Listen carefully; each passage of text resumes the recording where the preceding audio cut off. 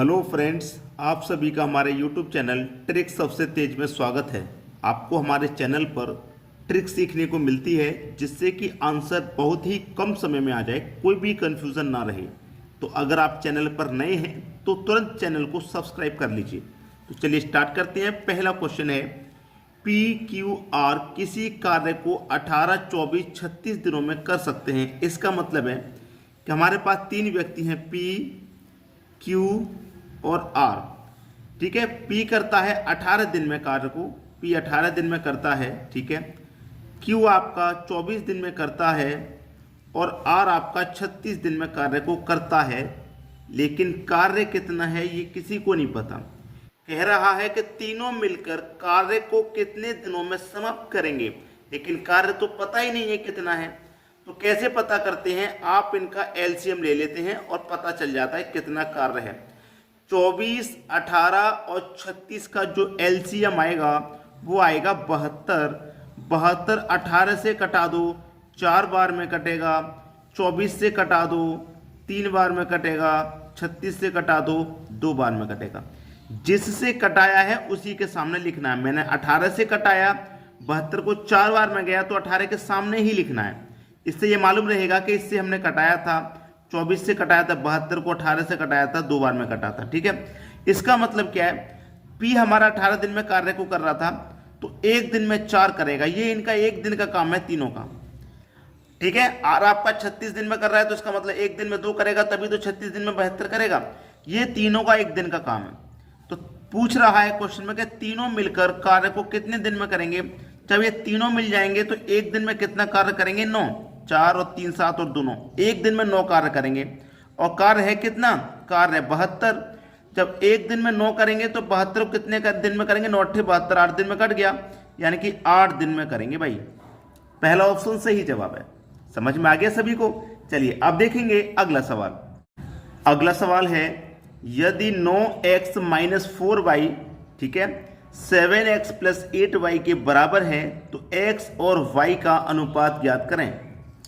हमसे बोला है कि 9x - 4y, ठीक है, 7x + 8y के क्या है, बराबर है। बराबर है 7x + 8y के बराबर है। इसमें क्या करना है, x और y का अनुपात पूछ रहा है तो इसमें सबसे पहले x वाले टर्म एक तरफ कर लो, y वाले एक तरफ कर लो। ठीक है, x वाले एक तरफ, y वाले एक तरफ। अब देखिए ये 7x है, मैं बराबर के इधर लेके आऊंगा, प्लस का है ना, इधर आके माइनस का हो जाएगा। तो 9x में से 7x माइनस हो जाएगा तो बचेगा आपके पास 2x बराबर। अब ये माइनस का 4y इधर आके प्लस का 4y। भाई बराबर के दूसरी तरफ कोई संख्या जाती है उसका साइन बदल देता है। ये प्लस का था तो उसका माइनस का हो गया, ये माइनस का 4y है तो इधर आके प्लस का हो जाएगा। तो 8y पहले से है, ये भी इधर आके प्लस का हो जाएगा 4y, तो 8 और 4 कितना हो जाएगा, 12y। ठीक है, ये हो गया हमारा। अब देखिए इसको मैं क्या करूंगा, पहले कटा लेता हूं, 2 1 कम 2, 2 छिक्के 12, यानी कि ये हो गया 1x। ठीक है, 1x। अब ये y को इधर लेके आता हूं तो x के बटे में y आ गया बराबर। इधर 6 बचा, 1 को इधर लेके जाता हूं, 6 के बचे में 1 आ जाएगा। तो x की वैल्यू 6, y की वैल्यू 1। तो आपसे x और y का अनुपात तो पूछ रहा है, तो x का अनुपात हो गया 6, y का अनुपात हो गया 1, यानी कि 6:1। बिल्कुल सही जवाब है सी ऑप्शन। क्लियर सभी को। चलिए अब देखते हैं अगला सवाल। अगला सवाल है, प्रश्न चिन्ह के स्थान पर कौन सी संख्या आएगी। ये एक सीरीज आपकी चल रही है, प्रश्न चिन्ह ये रहा, यहां पे कौन सी संख्या आएगी ये पूछा है। देखिए संख्या कैसी है, पहले 82 था, फिर 70 हो गया, तो क्या हुआ, 82 70 हो गया, माइनस का 12 हो गया। फिर 70 से हो गया 76, तो 70 में 6 जोड़ दिया, 76 हो गया। फिर 76 से हो गया 64, फिर माइनस का 12 हो गया। 64 से हो गया 70, 64 से 70 हो गया, यानी कि फिर से प्लस का 6 हो गया। अब 70 से हो गया भाई 58, 70 से 58 हो गया, फिर से -12 हो गया। अब क्या आएगा यहाँ पे, भाई देखिए -12 + 6 -12 प्लस का 6 -12 प्लस का 6 आएगा कि नहीं आएगा, प्लस का 6 आएगा। 58 में जोड़ देंगे 6 तो कितना हो जाएगा भैया, 64 हो जाएगा प्लस का 6 करने के बाद। 64 है आपके सी ऑप्शन में, यही है बिल्कुल सही जवाब। आ गया सभी को समझ में? चलिए अब देखेंगे अगला सवाल। अगला सवाल है, कोई निश्चित राशि 2 वर्षों में स्वयं की 2.25 हो जाती है। यदि यह वार्षिक रूप से संयोजित की जाती है तो ब्याज दर ज्ञात करें। देखिए, ऐसा क्वेश्चन कभी भी आए तो एक तरफ तो प्रिंसिपल और एक तरफ अमाउंट रहेगा। कोई राशि 2 वर्ष में 2.50 हो गई, 2.50 हो गई, ठीक है। कोई राशि मान लीजिए 1 रुपया होगी, कोई प्रिंसिपल 1 रुपया होगा आपका, वो 1 रुपया से बढ़ के हो गया 2.25, 1 रुपये से बढ़कर 2.25 हो गया, ठीक है। सबसे पहले तो आप क्या करेंगे, यहाँ से दशमलव को हटाएंगे तो दशमलव के बाद में 2 संख्या है ना, तो इधर 1 के बाद में 2 जीरो आ जाएंगे। तो ये कितना हो गया भैया, 100 हो गया, और ये हो गया आपका 225, दशमलव अब हट गया, ठीक है। अब ऐसा मान लीजिए कि कोई राशि आपकी 100 थी, 100 से बढ़ के हो गई 225, ठीक है। तो आपका ये जो क्वेश्चन है ये चक्रवृद्धि ब्याज का है, चक्रवृद्धि ब्याज का, जिसमें कि अगर 2 वर्ष का क्वेश्चन रहेगा तो स्क्वायर रूट कर देते हैं, और 3 वर्ष का क्वेश्चन रहता है तो क्यूब रूट कर देते हैं। स्क्वायर रूट करेंगे 2 वर्ष का है तो चलिए 100 का स्क्वायर रूट कितना हो जाएगा 10, 225 का हो जाएगा 15। अब सीधा सीधा समझ लीजिए कि कोई राशि हमारी 10 रुपये थी और 10 रुपये से हो गई 15, कितनी बढ़ गई, 5 रुपया बढ़ गई। कितने पर बढ़ रही है भाई, 10 पे बढ़ रही है।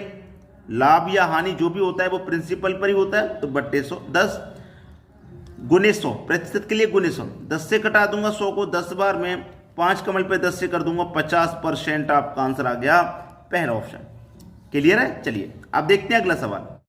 अगला सवाल है, षष्ठभुज के सभी अंतः कोणों का योग डिग्री में क्या होगा?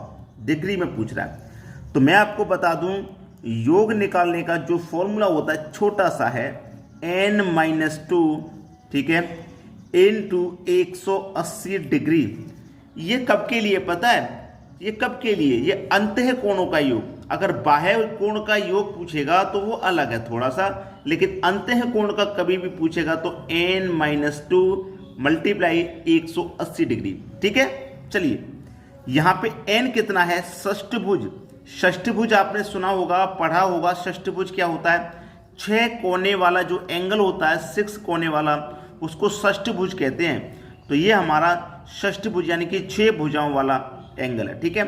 माइनस कर देंगे 2, ठीक, मल्टीप्लाई 180 डिग्री, 6 में से 2 जाएगा तो 4, मल्टीप्लाई 180 डिग्री।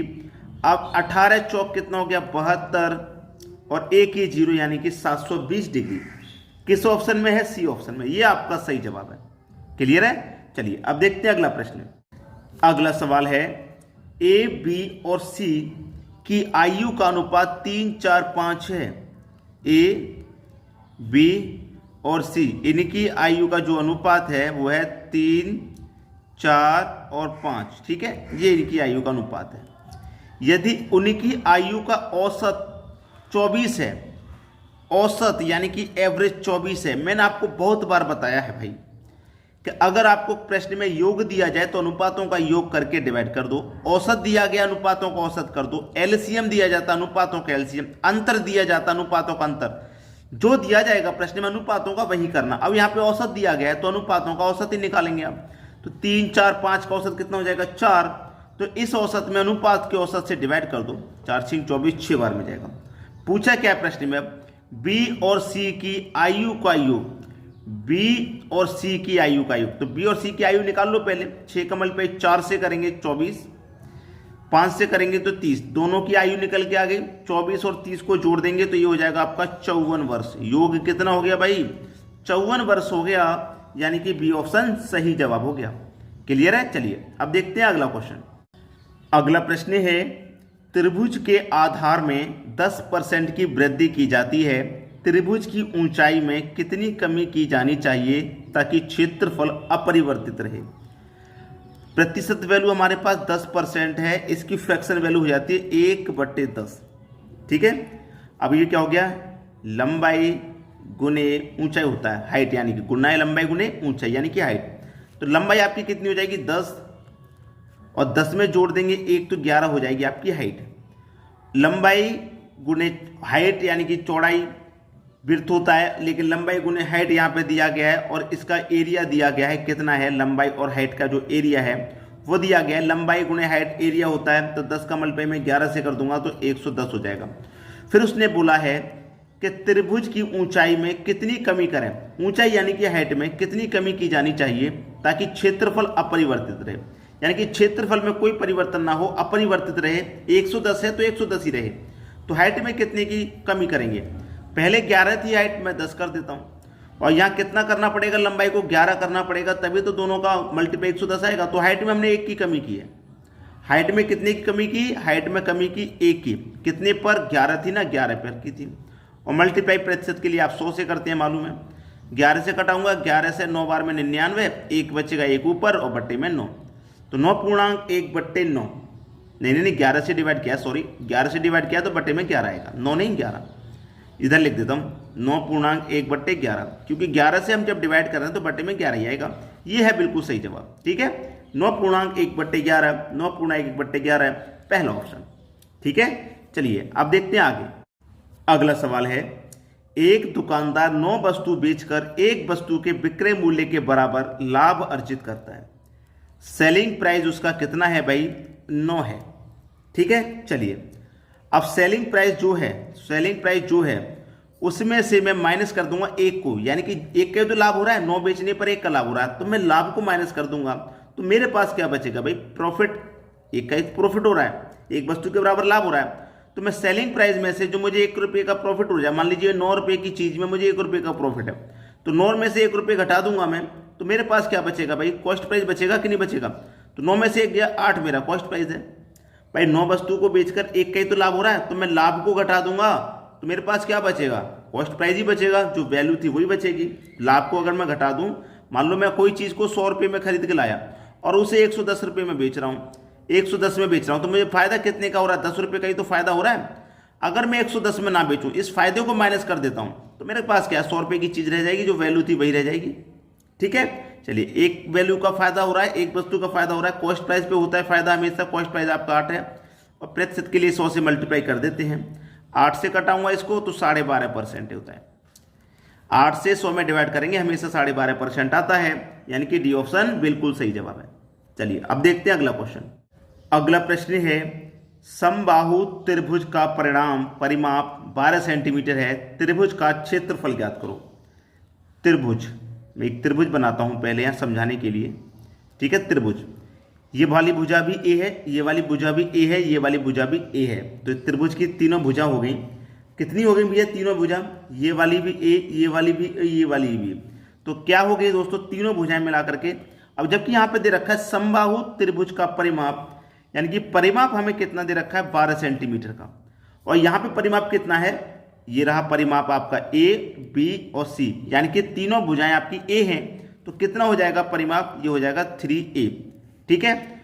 अब परिमाप बराबर क्या होता है कि भुजाओं का, अब देखना कि परिमाप हमें दे रखा है 12 सेंटीमीटर का, और इधर कितना है 3a है, 3 से कट जाएगा 12, 4 बार में, तो a की वैल्यू आ गई आपकी 4, a की वैल्यू 4 आ गई।